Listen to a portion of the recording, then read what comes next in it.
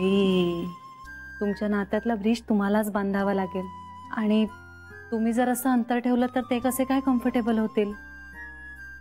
तुम्ही त्यांना समजून घेतलं तर ते लवकर रुळतील, नाहीतर त्यांना उपऱ्यासारखं वाटेल ना या घरात. ते खरंय म्हणा. मी जर त्यांच्याशी अशी वागले तर ते कोणाकडे बघणार, कोणाशी बोलायचा प्रयत्न करणार?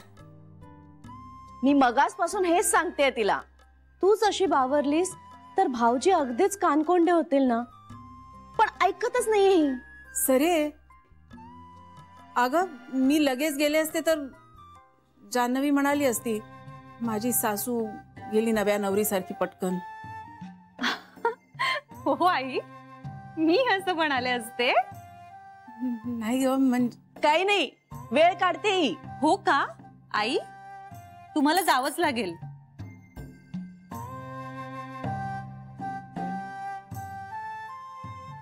जुनं सगळं विसरून जावं लागेल, त्याशिवाय नव्या गोष्टींची सुरुवात कशी होणार?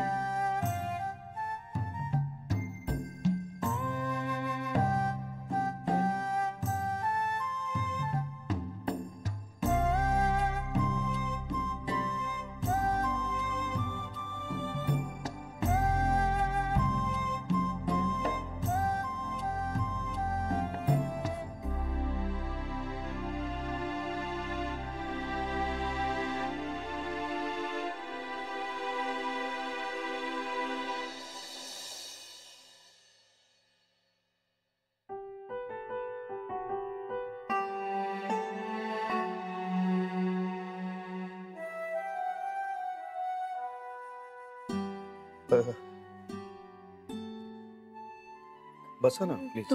तुम्ही बसा. नाही, मी हॉलमध्ये नाही, जाऊन बसतो. इथे बसलात ते चालेल.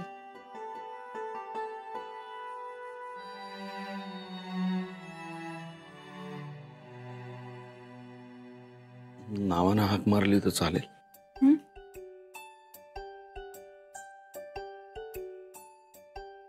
म्हणजे आता इथून सुरुवात आहे तर आपली. तुम्ही मला बघायला आला होतात तेव्हाही हाच प्रश्न विचारला होता. नाही, खूप काळ गेलाय मध्ये, म्हणून विचारलं की नावानं हाक मारली तर चालेल का.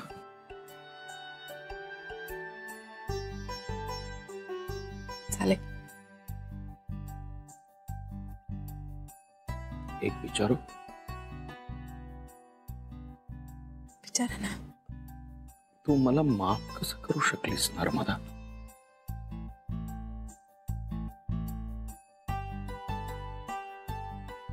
तू मला खरंच माफ केलंयस.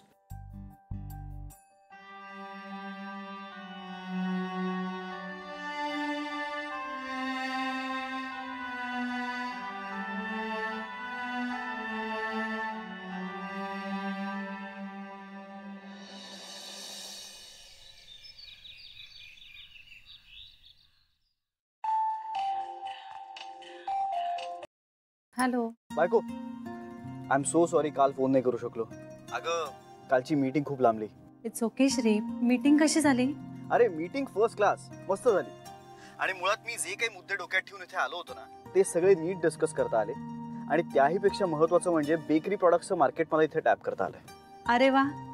बरं जान्हवी, मला कदाचित अजून 1-2 दिवस इथे राहावं लागेल. काय रे श्री, एक दिवस जातो असं म्हणून गेला होतास ना तू? अगं हे बघ, आत्ता नाही थांबलो ना तर मग पुढच्या आठवड्यात परत इथे यावं लागेल. त्यापेक्षा आत्ताच 1 दिवस इथे थांबतो ना. आणि एनिवे आता काका सुद्धा आहेस तिकडे, त्यामुळे मला काही फार टेन्शन नाहीये. ते ठीक आहे, पण रात्री मला खोलीच्या भिंती खायला उठतात त्याचं काय? बायको प्लीज.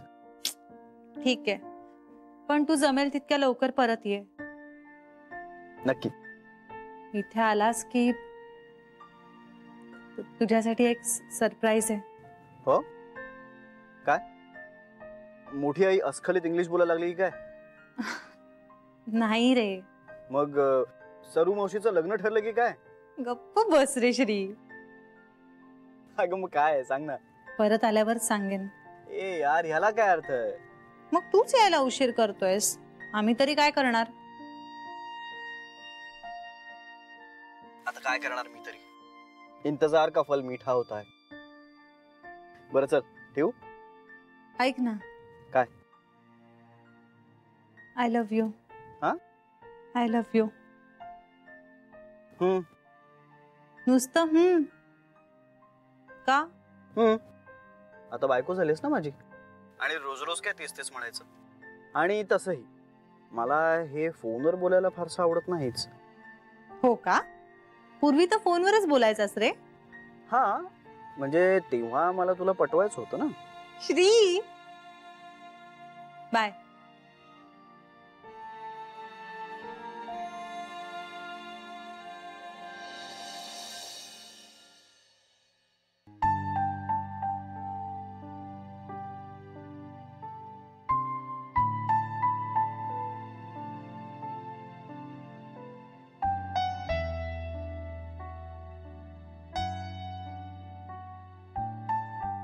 अगं काल रात्री आम्ही बोललो बाई एकदाच. अरे वा. म्हणजे सुरुवातीला असं खूप अवघडल्यासारखंच होत होतं, पण नंतर यांनी अगं माझी क्षमा मागितली. मग काय मी बरं म्हटलं. आई तुम्ही फक्त बरं म्हणालात? हा. आणि मग झोपून गेले मी. आणि मध्ये मला जाग आली ना, तर हे असे फेऱ्या मारत होते. मग मी त्यांना म्हटलं की मी इथे असल्यामुळे तुम्हाला झोप येत नाहीये का? तर म्हणायला लागले की तू मला क्षमा करणार नसशील तर माझ्या इथे राहण्याला काही अर्थच नाहीये. मग मी म्हटलं की तुम्ही तसा विचार सुद्धा आणू नका मनात. आई तुम्हाला काल रात्री झोप लागली? जान्हवी, अगं कालच्या सारखी झोप मला कित्येक वर्षात लागली नव्हती. सकाळी उठले ना, तर हे असे खुर्चीत बसून झोपले होते. छातीवर पुस्तक होतं आणि गाढ झोप लागली होती त्यांना. असं वाचता वाचता झोपायची सवय तेव्हापासूनची आहे त्यांची. आई किती साधे आहात तुम्ही. अगं त्यांच्यासाठी नाश्ता करायला पाहिजे. काय करावं ग जान्हवी? इतकी वर्ष बाहेर राहिलेत, सगळ्या आवडीनिवडी बदलल्या असतील नाही का?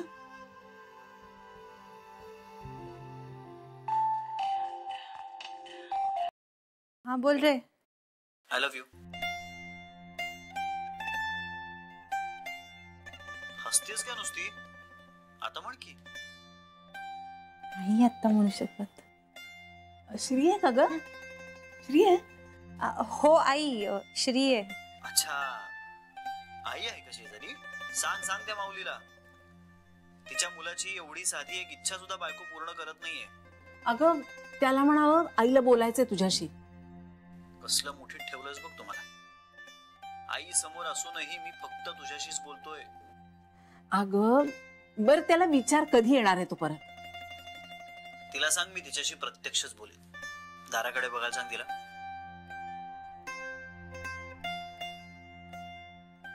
म्हणजे हाय.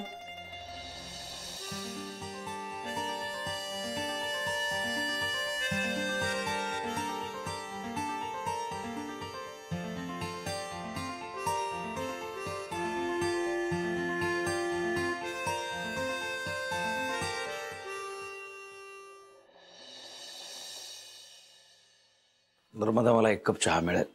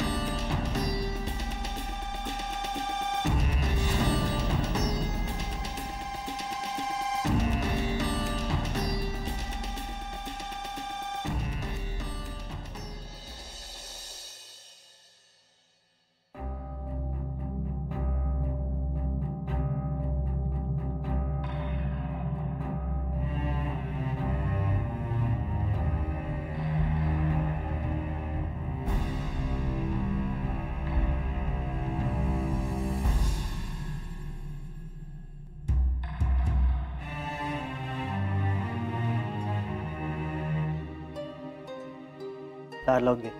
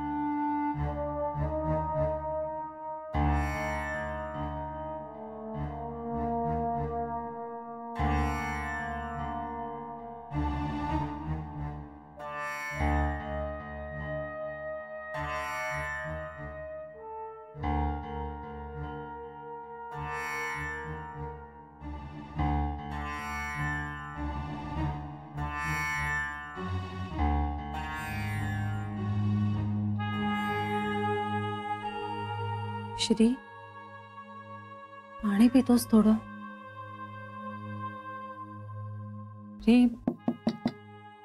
श्री, श्री दार उघडतोस का? मला जरा तुझ्याशी बोलायचंय.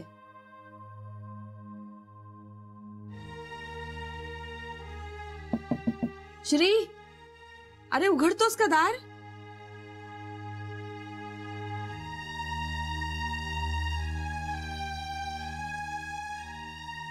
दार उघडू नकोस. श्री, मला बोलायचं होतं. तू बेबी हत्या, मला आता एकट्याला बसायचंय. प्लीज, मला शांतता हवी आहे. श्री, अरे तुला सांगायचं आहे की बेबी हत्या, प्लीज.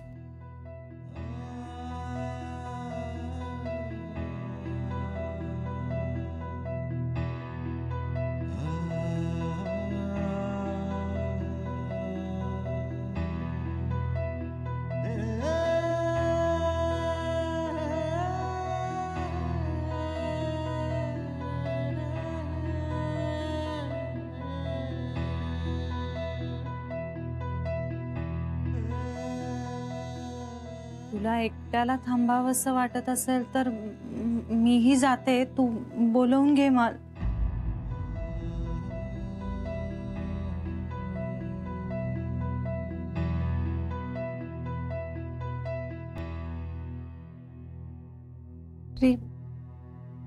श्री, हे बघ, आरजी तुझे बाबा आहेत, हा खरंच खूप मोठा धक्का आहे. आणि हे तुझं हे असं रिॲक्ट होणं खूप स्वाभाविक आहे. पण म्हणजे मला असं म्हणायचंय, तू नाही, हा मोठा धक्का आहेच. पण तो माणूस आता आपल्या घरात आपल्या समोर आहे जान्हवी. हा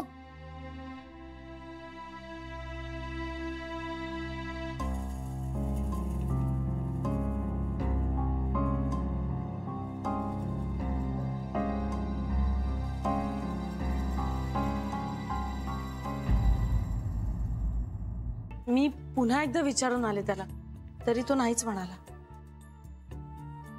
तो आल्या आल्या लगेच मी त्याला सांगितलं.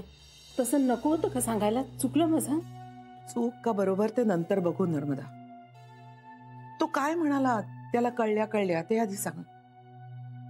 काहीच नाही. म्हणजे काही बोलूच शकला नाही तो. मी सांगितल्यावर त्याचे डोळे असे थिजल्यासारखे झाले.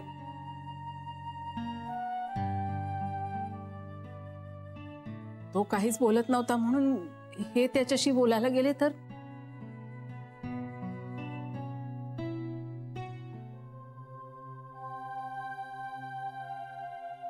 अंगावर पडलेली पाल झटकावी नाही तसा हात झटकला तर माझा. मी तरीही काहीतरी बोलायला म्हणून गेलो,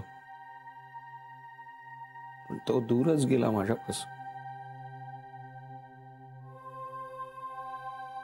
आणि मला म्हणाला, please don't talk to me ever.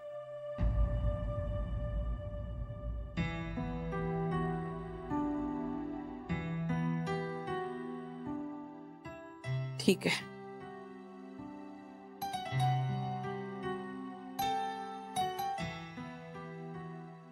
म्हणजे हीच रिॲक्शन नॉर्मल आहे ना? कुणाचीही हीच रिॲक्शन झाली असती.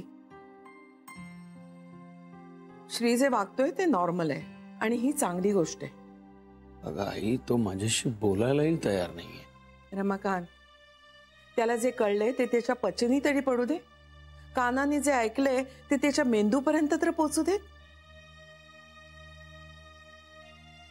होईल तो शांत. थोडा विचार केल्यानंतर निवळेल तो. आपण त्याला थोडा वेळ द्यायला हवा. घाई नको करायला.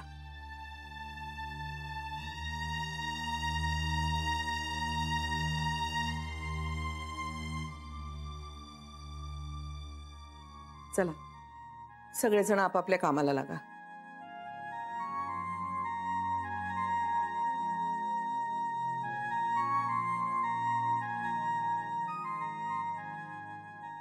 नर्मदा, तुला बरं वाटत नाहीये. तू आराम कर जरा. शरे,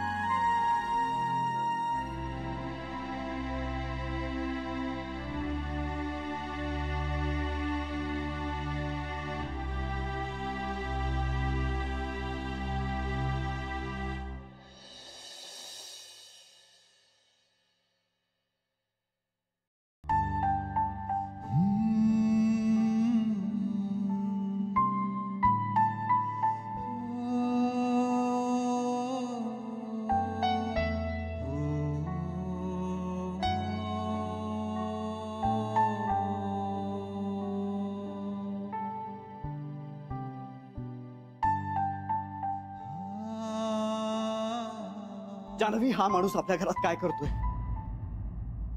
मी तुला तेच सांगायचा प्रयत्न करते. नाही, तू मला तेच सांगत नाहीयेस. नेमकं मला जे नको आहे ना ते सांगतेस तू. मी पण तेच सत्य आहे ना. वडील आहेत ते तुझे. असं नुसतं म्हणण्यानं कोणी वडील होतोय? असे आभाळात अचानक पडतात का तुमचे वडील? एक दिवस तुमच्या समोर येतात आणि म्हणतात, अरे मी तुझा बाप आहे, मला स्वीकार. असे असतात का वडील? मी समजू शकते तुला. नाही जान्हवी, तू नाही समजू शकत. कारण तुझ्यावर प्रेम करणारे वडील आहेत तुला. जान्हवी, कुठलंही संकट आलं ना तर ते आधी तुझा विचार करतात, मग स्वतःचा. अगं, ते तुला वाऱ्यावर सोडून नाही गेलेत कुठे. तुला नाही कळू शकणार. अगं,